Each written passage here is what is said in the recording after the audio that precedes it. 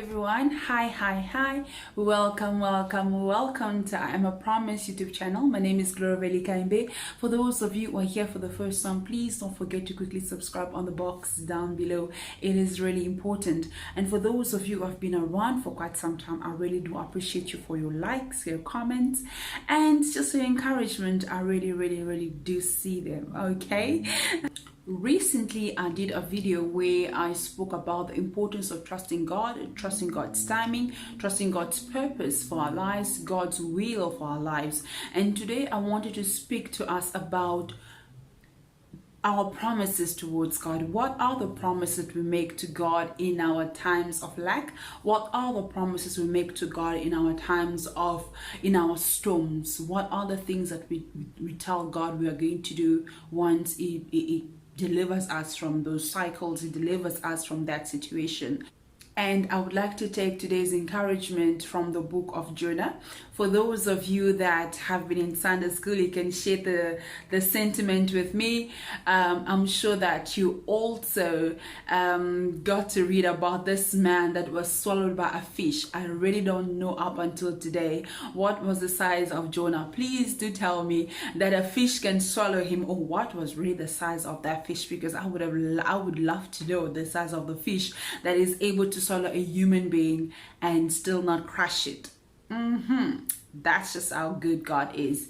Yes, so I was reading the book of Jonah. I would start from chapter 1. Chapter 1 speaks about how Jonah Jonah was given instruction to God. Jonah was given a mission to God, and he wanted to run away from his calling. He wanted to run away from his purpose. He wanted to run away from the things that God wanted him to do. And then it goes on to chapter 2, where we actually get to learn that Jonah was inside the fish. Jonah was inside the fish, and he was making these promises to God of what he was going to do once he has been delivered from this fish, of the things he was going to do once he was to come out of this moment of lack, from this moment of disappointment, from this moment, not really disappointment, but it was in a moment where he would consider it to be a storm. In order for me not to just be blabbing all over the place, let me quickly read something for us from the book of Jonah. All right. If you read Jonah chapter 2, you get to see that, you get to read about Jonah's prayer, where in verse 2 it says, "In my distress I called to the Lord, and answered me from the depths of the grave. I called for help, and you listened to my cry." Remember, this is someone that is inside of a fish. Someone that is inside of a fish is saying that this person is basically saying that he called unto God in his distress. He called unto God in this moment of lack. He called unto God because lack, I would say, wow, oxygen. I'm sure inside of a fish, the oxygen was really minimal. I'm sure he was not getting as much as he would have gotten if he was outside of the fish, and I'm sure that it was uncomfortable. All right, but he's confessing it that from inside of the fish, God heard his cry. Okay, I'll quickly jump to verse 5 that says, chapter 2 verse 5 that says, "The engulfing waters threatened me, the deep surrounded me, seaweed was wrapped around my head." Verse 6, "To the roots of the mountain I sank down. The earth beneath bade me in forever. But you brought my life up from the pit, O Lord my God." Remember, once again, I love this prayer because this person is inside this difficult moment, but he's confessing great things. Because regardless of the fact that he was running away from this God, he did not want to fulfill his purpose. He knew one thing that was certain, is that this God is able. This God can do these things. This God is able to bring him up from the dead, like he said in verse 2. This God is able to do miraculous things. But I like what it says in verse 9. It says, "But I, with a song of thanksgiving, will sacrifice to you what I have vowed. I will make good. Salvation comes from the Lord." Remember, this person is in this distress, is in this moment of uncertainty, in this moment of how did I find myself here? He's busy confessing great things. He's busy confessing wonderful things. He's busy confessing marvelous things for his life. And not to go further than that, when he finishes doing his prayer, he says, but I, with the song of thanksgiving, will sacrifice to you what I have vowed. I'll make good. Salvation comes from the Lord. I'll make good. Salvation comes from the Lord. All right. So he makes these promises. He confesses who he is in Christ. He confesses who God has called him to be. Yes. And then on verse 10, we learn that the Lord commanded the fish and it vomited Jonah onto dry land. The first thing that one would notice from Jonah's prayer is that Jonah worshipped God. Jonah trusted God. Jonah chose to look beyond the current circumstances. Jonah chose to rise above his current situation. Jonah chose to rise above what was going on around him, what situation he found himself in, which is something that is very remarkable. And in this thing, I find this to be very good, because when he was worshiping God, not only was he just doing it for in order to see what God will do, but I call this the promises. You know, when you are in this moment, you say, God, you are my redeemer, my life, I live to serve you. You're in this moment where things are going south, but you're telling God, I'm blessed to be a blessing.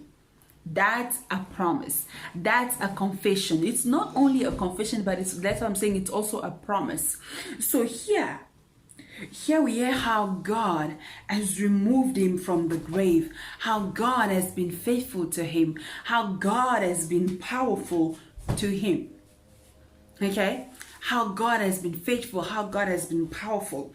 So it says here in verse 8 that I love as well. I'm sorry that I'm going back and forth. It says, those who cling to the worthless idols forfeit the grace that could be theirs. But I, with a song of thanksgiving, will sacrifice to you what I have vowed.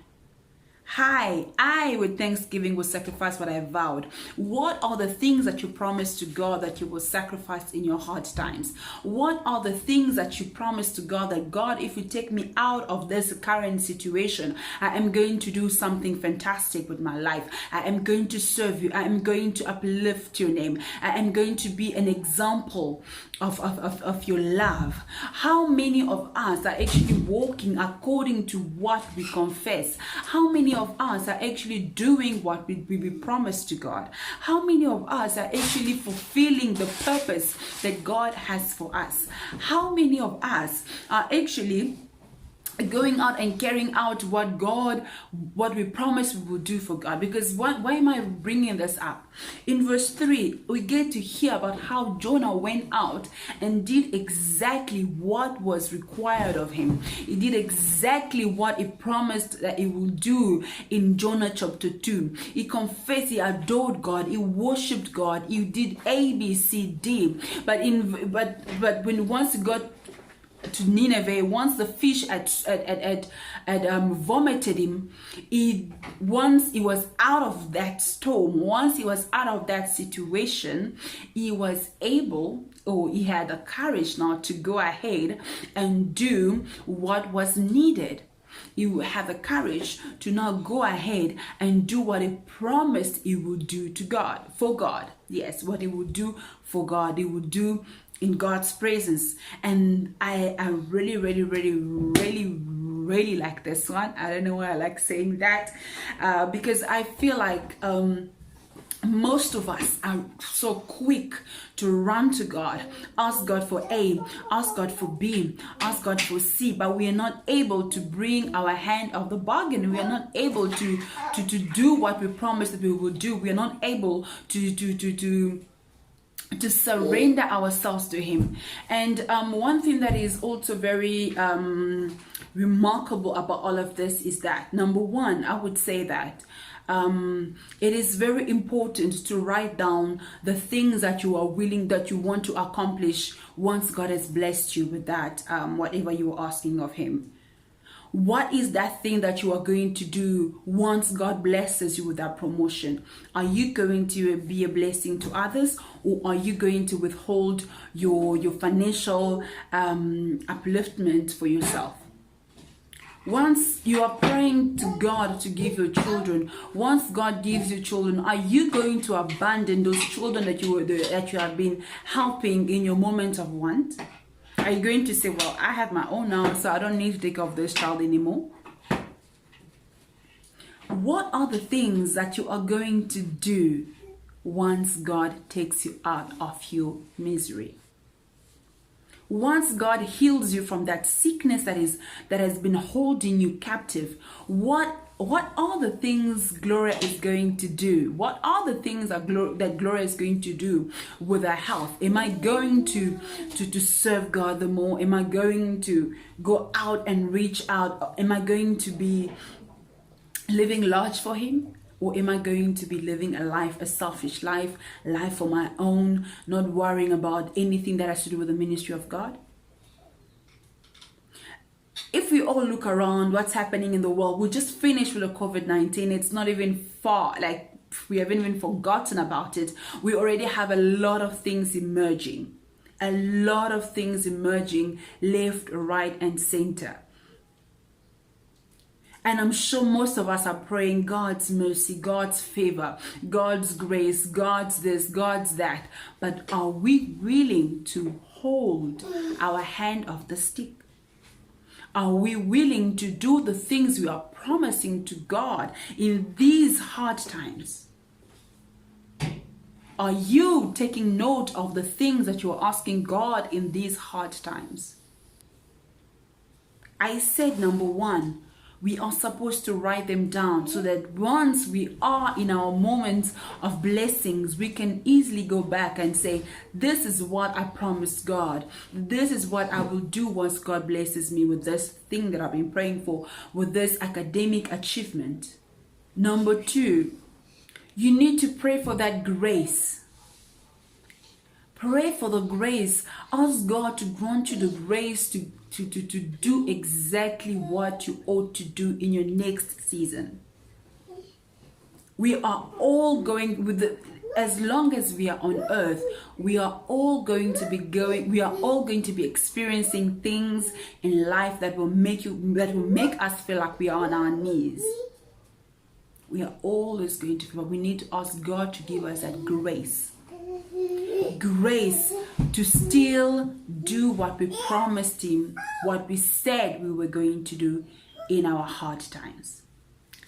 So thank you so much. For those of you that don't know the book of Jonah, from where I took my encouragement from today, I encourage you to go and read it. If you want, I'm still meditating on this book. Actually, I just want to understand. You know, the more you read such stories, the more you hear about such things, you get to understand a lot about God's character. You get to understand about a lot about God's greatness, because you can see that God cannot be measured. Okay, that's a topic for another day. That's a topic for another day. Alright guys, thank you so much for sticking around. Thank you so much for liking, subscribing, and commenting. I really do apologize if you have noise every now and then in this video. My daughter is in the same room, but nonetheless, this video had to be done. Thank you so much for reading with me. Thank you so much for this word of encouragement from a sister to you. I pray that the Lord Jesus will grant you the grace to do what you promised Him to do in this season. I pray that the Lord will grant you the grace to go ahead and to actually give you the strength to carry out your mission, to give you the strength to hold your hand off the stick, to give you the kind of focus that is needed, so that whenever God is in need of someone to go and reach out, you would be amongst the first to go and do so. So thank you so much. God bless you for your time. I love you all.